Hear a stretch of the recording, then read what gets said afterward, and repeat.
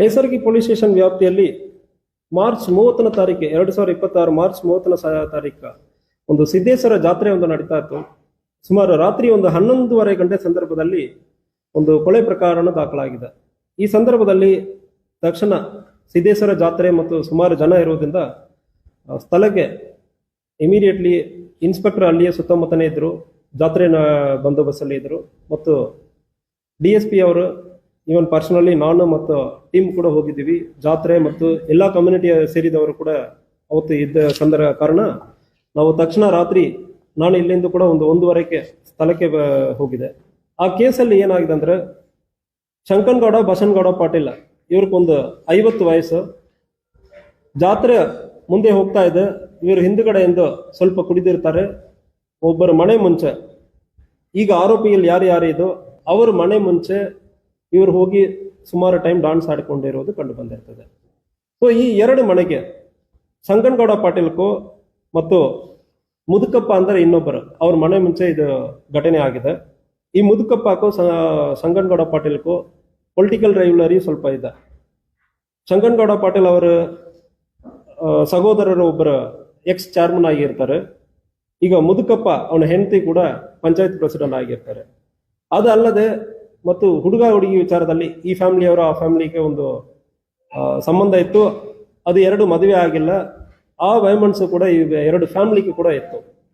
So ಈ ಶಂಕನಗೌಡ ಪಾಟೀಲ್ ಹೋಗಿ ಮನೆ ಮುಂಚೆ ಒಂದು ಡ್ಯಾನ್ಸ್ ಮಾಡ್ಕೊಂಡಿರೋ ಸಂದರ್ಭದಲ್ಲಿ ಮುದುಕಪ್ಪ ಮತ್ತು ಅವ್ರ ಫ್ಯಾಮಿಲಿಯವರು ಸುಮಾರು ಒಂದು 15ರಿಂದ 20 ಮಂದಿ ಇಲ್ಲಿ ಯಾಕೆ ಡ್ಯಾನ್ಸ್ ಮಾಡ್ತಾ ಇದ್ದೀರಿ, ನಿಮಗೂ ನಮ್ಮ ಮನೆಗೆ ಆಗ್ತಾ ಇಲ್ಲ ಅಂದ್ರೆ ಹೇಳಿ ಸಡನ್ ಆಗಿ ಪ್ರೊವೊಕೇಶನ್ ಆಗಿ ಇವರನ್ನು ಹೋಗಿ ಹೊಡೆದಿರ್ತಾರೆ.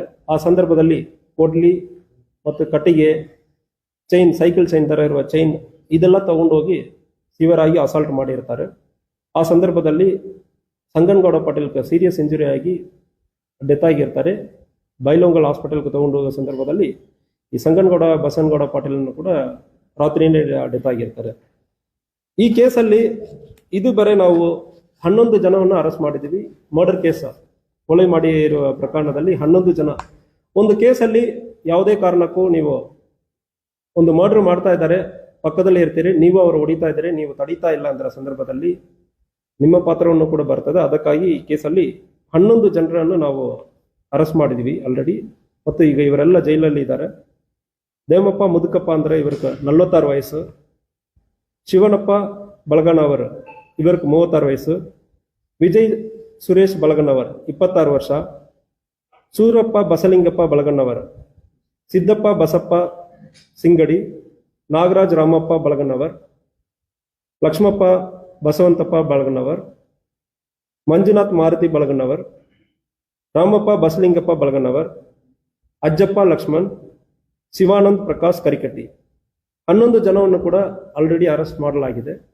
ಉಳಿದ ಜನರು ಯಾರ್ಯಾರೆಲ್ಲ ಮಾಡಿದಾರೋ ಅವರನ್ನು ಕೂಡ ಈಗ ಸರ್ಚ್ ಮಾಡ್ತಾ ಇದ್ದೀವಿ ಮತ್ತು ಅವರವರ ಪಾತ್ರ ಏನೋ, ಅವರ ಜಾಗದಲ್ಲಿ ಇದ್ದಾರಾ ಎಂಬುದು ಬಗ್ಗೆ ತನಿಖೆ ನಡೀತಾ ಇದೆ. ಈ ಕೇಸಲ್ಲಿ ಯಾರು ಭಾಗವಹಿಸಿದಾರೋ ಕೂಡ ಯಾರನ್ನು ಬಿಡುವುದಿಲ್ಲ.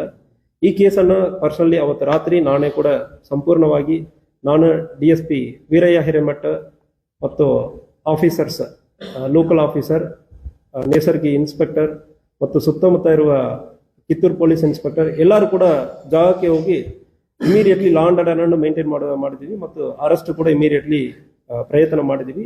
ಅರೆಸ್ಟ್ ಕೂಡ ಮಾಡಲಾಗಿದೆ. ಉಳಿದ ಅಕ್ಯೂಸ್ಡ್ ಯಾರನ್ನು ಕೂಡ ಇದರಿಂದ ತಪ್ಪಿಸಕ್ಕೆ ಸಾಧ್ಯ ಅಲ್ಲ. ಕೇಸ್ ಇನ್ವೆಸ್ಟಿಗೇಷನ್ ಕೂಡ ಡಿಜಿಟಲ್ ಎವಿಡೆನ್ಸ್ ಮೂಲಕ ನಡೀತಾ ಇದೆ. ಸೊ ಈ ಕೇಸಲ್ಲಿ ಹಳೆಯ ವಯಸ್ಸೇ ಇತ್ತು.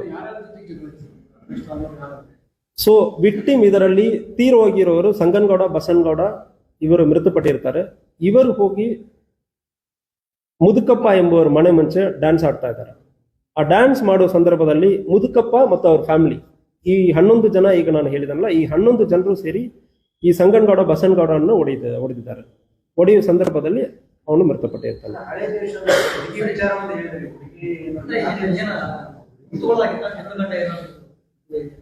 ಶಂಕನಗೌಡ ಪಾಟೀಲ್ ಅವ್ರ ಮನೆಯಲ್ಲಿ ಒಂದು ಹುಡುಗ ಇದ್ದ, ಮುದುಕಪ್ಪ ಅವ್ರ ಫ್ಯಾಮಿಲಿಯಲ್ಲಿ ಒಂದು ಹುಡುಗಿ. ಆ ಇಬ್ಬರು ಇದಕ್ಕೆ ಹಿಂದೆ ಪ್ರೀತಿಸ್ತಾರಂದ್ರೆ ಆ ಪ್ರೀತಿ ಕೇಸಲ್ಲಿ ಇಬ್ಬರು ಕೂಡ ಬೇರೆ ಬೇರೆ ಮದುವೆ ಮಾಡ್ಕೊಂಡಿದ್ದಾರೆ ಅಂದ್ರೆ ಸುದ್ದಿ ಇದೆ. ಸೊ ಆ ವೈಮನ್ಸ್ ಒಂದಿತ್ತು ಮತ್ತು ಪೊಲಿಟಿಕಲಿ ಕೂಡ ಸೊ ಈಗ ಸಂಗನಗೌಡ ಪಾಟೀಲ್ ಅವರ ಸಹೋದರ ಒಬ್ಬ ಎಕ್ಸ್ ಚೇರ್ಮನ್ ಆಗಿದ್ದಾರೆ. ಈಗ ಓಡಿದಿರುವ ಮುದುಕಪ್ಪ ಅವನ ವೈಫ್ ಕೂಡ ಈಗ ಪಂಚಾಯತ್ ಪ್ರೆಸಿಡೆಂಟ್ ಆಗಿದ್ದಾರೆ ಅಂದ್ರೆ ನಮಗೆ ಪ್ರೈಮ ಫೇಸಿ ಮಾಹಿತಿ ಇದೆ.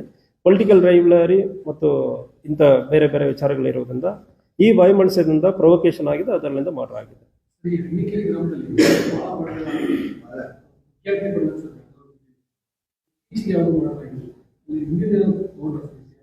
ಸೊ ನಮಗೆ ಮಾಹಿತಿ ಬಂತು 2019 ಹಿಂದೆ ಬಹಳಷ್ಟು ಮರ್ಡರ್ಗಳು ಆಗಿದೆ ಅಂದ್ರೆ ಮಾಹಿತಿ ಬಂತು.